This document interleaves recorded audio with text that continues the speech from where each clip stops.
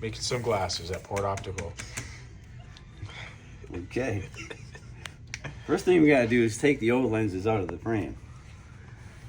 You check your frame over to make sure everything's okay. We cool it down.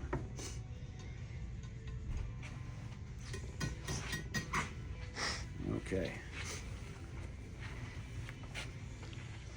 Can you see in there? All that.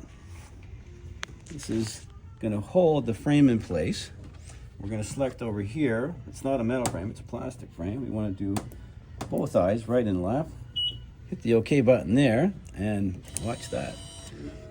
Now the machine is going to identify this specific frame with what's called the tracer. As it comes up, it rotates into the frame. And now it's going to trace it. There we go.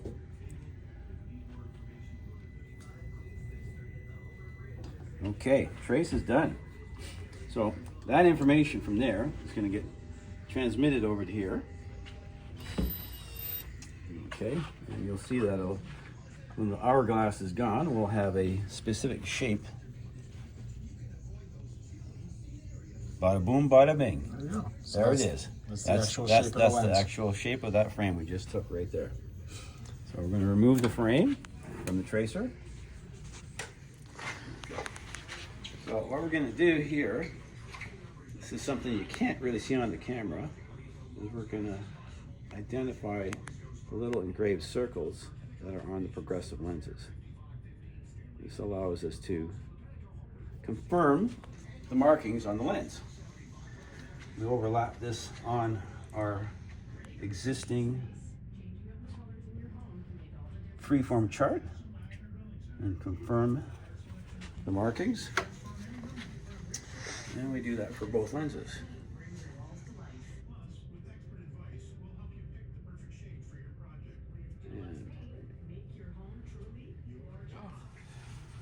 Okay, so now, I don't know whether you wish to be identified in this. That's fine. I got nothing to hide. You got nothing to hide. Okay, we're going to take the measurements from Justin DiFrancesco's order, and we're going to set up his specifics. So we have a right lens, and his pupillary distance is 32.5. So we put 32.5 in, and that's going to set up how separated your progressive lens is. And then we have a very specific height as well, height of 25. We put 25 in. So double check, 32.5 in, height 25. That there becomes the fitting mark, okay? So now we're gonna take this lens and that fitting cross, and we're gonna line it up with the fitting cross on there. This little device here is called, for better or worse, a parallax eliminator. In other words, we have two eyes looking down at one object, and they look at different angles. And we need to eliminate any errors, so it has a tiny little hole that I look through to line up your lens. I don't know if the camera can see through that tiny little hole, but your lens marking and that marking on the machine are all lined up. Not an easy thing to see. So then we take a couple blocks. These are blocks. These are what we're going to mount onto the lens. This is an adhesive 3M leap pad. They like to call them leap pad. I don't know why. It doesn't leap anywhere. I suppose a little comedy wouldn't hurt it. And we put that little 3M leap pad on there. Yeah, I wonder if I can get 3M to donate some advertising dollars. Just talk to Uncle Dusty, see if he knows why they named it that. And so there, the block has been installed in the block connector, shall we say. We remove the adhesive side here. There's one final step that exists because they continually make the anti-reflection coatings so good that they're super slippery. And we have to have this little anti-slip pad that goes on the lens. So there's a pair that we're going to use. It's coming off a big roll. edit. You need to include I'll that cut screen. that out. So we take one of these anti-slip pads off and we line it up with the center of the lens here. All right, there's a little cross where the center is, and that little pad is going to make sure that when the lens is in the machine cutting, that it doesn't slip.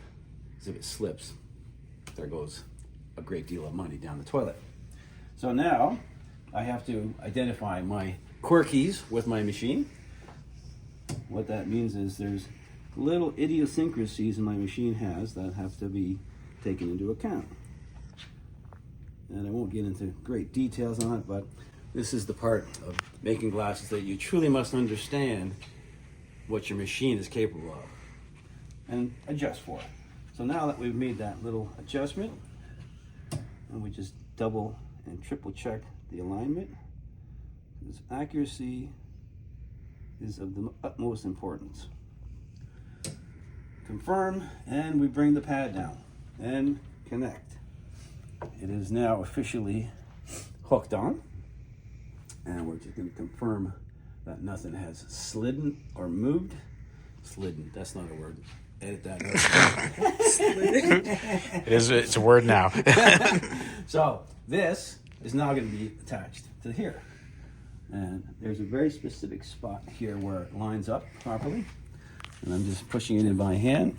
And now we're going to lock it in place. So the lens is now officially locked in place. So we're going to come over to the keypad here, and we're going to identify what kind of lens it is. It is a plastic lens, so we're going to leave it at plastic. It's going into a plastic frame, so we need a bevel. See that little happy face? We're going to get rid of the happy face, and we're going to go to the hand. What the hand means is I get to choose where the bevel is, so I can have control of the finished product. This is, if you have an edge polish, certain jobs use an edge polish, but this one does not. This one is going to control whether or not, see that little slippery car sliding there? That means we have a slippery AR-coated lens. And the final adjustment here is for the beveling, which is taking a little off the edge. So we just want to take a little bit off of there. So we shut this down here, because water is going to fly in there. And if you leave it open, well, first of all, if you leave it open, the machine will scream at you that you left it open. And now we're going to hit the OK button right here. So the machine will now begin to cut the lens.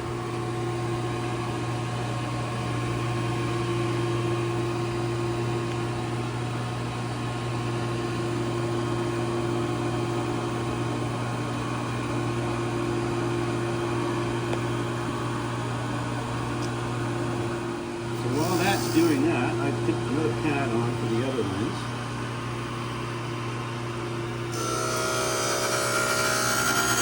And set that aside. So it's, because we selected that slippery component there, it's going to slowly bring the lens into contact with the edging wheel, because we don't want to put a lot of pressure on the lens because of that slippery end reflection point. I'm slowly going to take away the excess material, and when it's done, it will trace it and show us where the bevel is going to be. That's that little hand thing that allows me to choose specifically where the bevel will be. So that's what you call customizing. So now the machine is putting the actual pointed bevel on the edge of the lens. So right there is my little. And so that bevel is what allows it to seat itself into the frame? Into the frame, exactly. And what you hear right now is taking a little bit of the sharp edge off all the way around. It's called feathering. And that's what we selected here with that particular button. And there is the end result. One lens that has been cut to shape, beveled. We're going to use this little button here to open it. I'm going to pull it out. We're going to dry it off. And Now, well, you can see the bevel all the way around. All the way around. Beautiful bevel. So now what we're going to do is we're going to check that in the glass frame, and we're going to see whether or not the sizing is good. And comparatively speaking to the O1, sizing is very good because we're going to be heating the frame up to put that lens in. So, first lens is completed. There it goes. Moving on, we go from the right lens to the left lens. And in your case, your eyes are 0.5 millimeter separate in measurement. So instead of 32.5, we just need 32. So that's how accurate we like to be. Should I be concerned about that? Being within 0.5 millimeter, I'd say you're pretty symmetrical. I, on the other hand, have 2 millimeters separate. So we make sure that the input for your left eye, 32, 32, height 25, height 25. That is our new mark. And we're going to line up the lens with our new mark.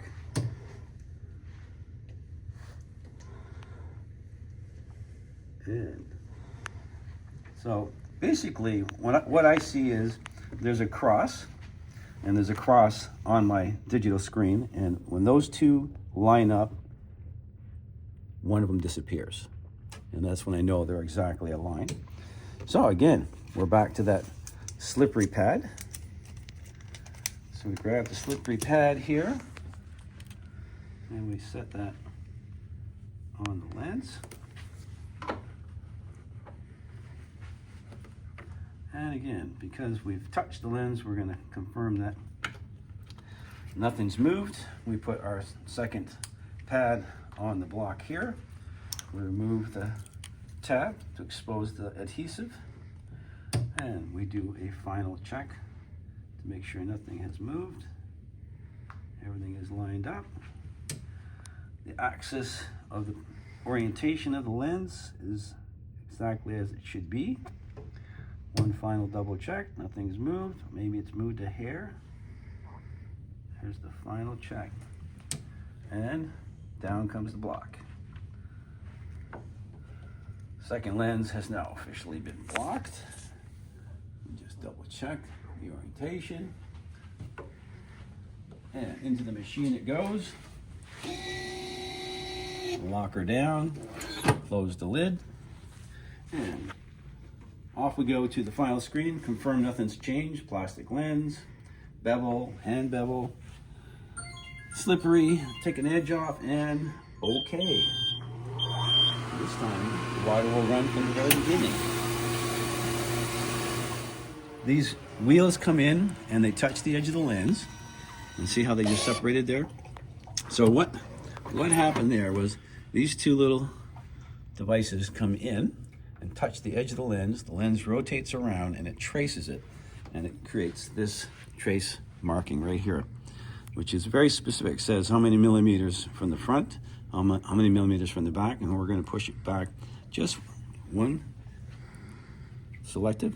I'm going to close the lid back down and hit the go button again, and now it's going to put the bevel on. The machine has ended its cycle. We pull out the left lens, dry it off, and now we can see the bevel that has been put on that. Okay, yeah, you can see it. Yeah. Every lens comes with a protective coating on it. This protective coating is to minimize any potential scratching of the lenses in the manufacturing process. They use 99% alcohol, not the kind you drink, to remove this protective coating. And each lens has this protective coating on the front and the back of the lens. What happens if you leave the coating on? You will be affecting the clarity of the lens. So it will be noticeable. It will be noticeable. And you have to make sure you remove all of it. Do all lenses have that coating on them? Nope. Just so happens that the company that I deal with How's that?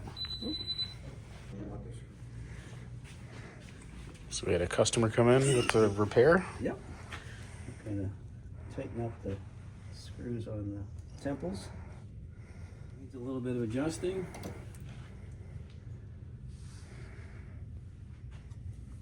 Okay.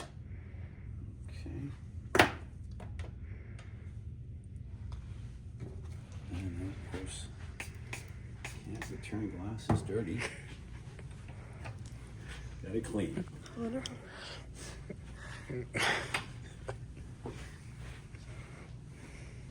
There we go, sir.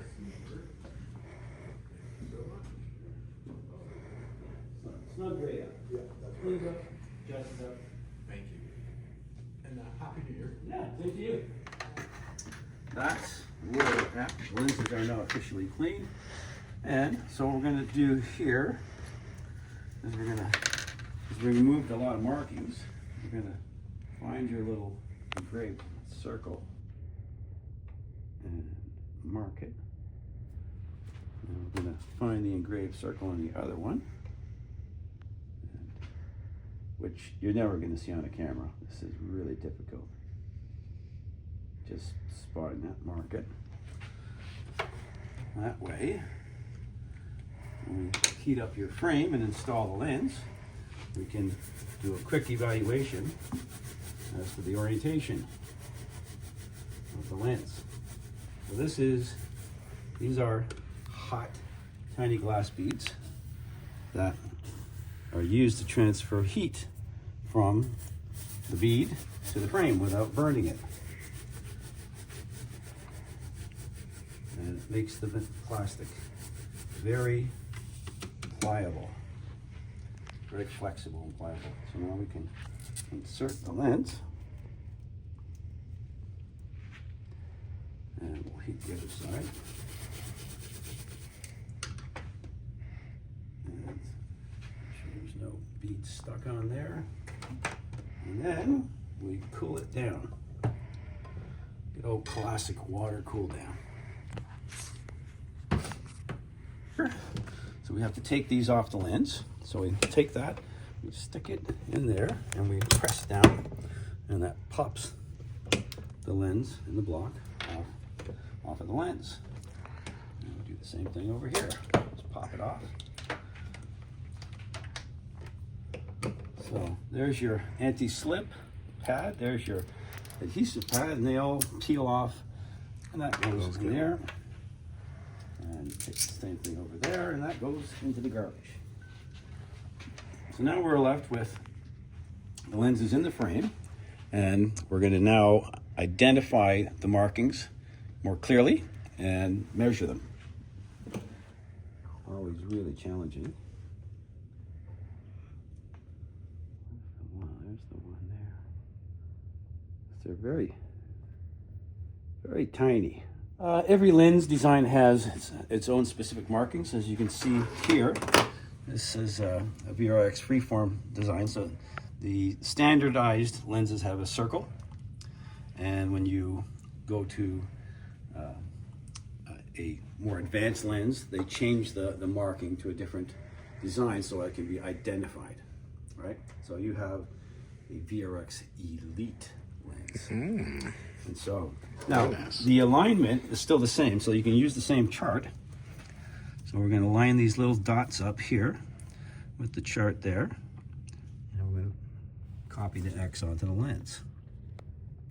We do that on the other side as well. Line it up.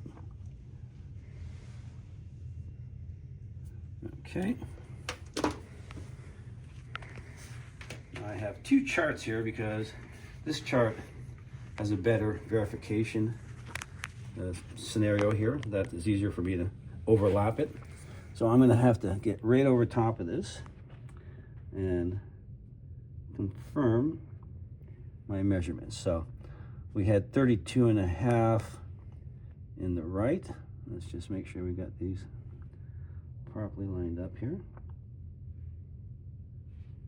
And we're measuring 32.5 and 32. 32.5 and 32. And 25 millimeters, 25 millimeters, 25 millimeters. And then we do a final vertical check to make sure the dots are all lined up on the 180, which they are. And then we go from here to physically check the power at the lensometer. Right now we have an axis of 105, so we go to the axis dial and we line up 105. First thing we do is we power down the lens to 0 power. So I bring this, there's I don't know whether you can actually film that. Can you film inside the lensometer? There should be a lime green cross in there. Oh, yeah, you can see it. So I've zoomed that in so it's super clear. Now on the power bar over here, it should read 0. Into the distance zone, which is on the top. And we block it and we make sure that it's sitting squarely on the table, and then we look inside. So what exactly are you doing right now? I'm confirming your distance prescription axis of orientation. You have astigmatism, so your prescription should read -75 at axis 105, and that's exactly what I'm reading in here. That prescription. So we've measured the width of your eyes, the height, the prescription power. We're now ready to clean out the lenses and put them on your head. Yay. And this is where that particular fluorescent light mounted over there on the wall has a very specific purpose in that it allows me to look through the lens at the fluorescence and to see any imperfections. And as you can see, the clarity of those lenses is a beautiful thing. You can see that, right? So normally with your glasses on, you can't see it, right? Yeah. Okay, so here we go. So, well, first thing we're gonna have you do before you look at that is put them on and look far away. How does the world look? Much clearer. Nice and sharp? Yep. With high def. Yeah, you can see the snow on the rooftops out there, some essence on the wall. Yeah. Now, normally, in your pre-progressive lens I would days, have to you do this. would have to do that, okay, Yeah. right? So I want you to look straight ahead now. I don't want you to lift your head. I'm just gonna, this is what it would be like for you to look at this through your distance prescription, right? Now, Oh yeah. now we put it into the zone, Yeah. and now you can look It's crystal clear. right through your glasses Yeah. at the near vision. You see the Nice. smallest stuff? Yeah, you can see it changing. Yeah. So now you can have the ability to see different distances.